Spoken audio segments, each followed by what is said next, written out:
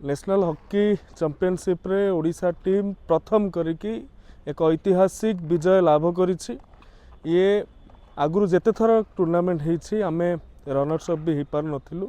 ये hockey Odisha team जेते बेले एथर जाइथिला सेमीफाइनल को तापरे फाइनल को आस्तिले सारा ओडिशा रु शुभेच्छार सुओ छुटीथिला। माननीय मुख्यमंत्री ठारू आरंभ करी साधारण ओडियाटीए चाहूला ता टीम ओडिशा टीम एथर निश्चित भाव में चैंपियन हेउ एवं समस्तंकर कथा महाप्रभु जगन्नाथंकर आशीर्वाद रु ओडिशा टीम चैंपियन होइछि। 5-1 रे हरियाणा को हरैछि।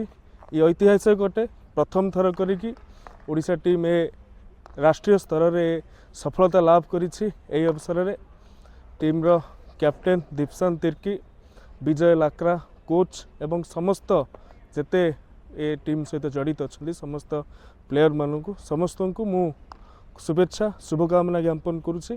आज निश्चित भाव में आपण मानकर सफलता लगी सारा ओडिशा राष्ट्रीय स्तर में स्वतंत्र परिचय लाभ करिछि एवं गर्व अनुभव करुच्ची।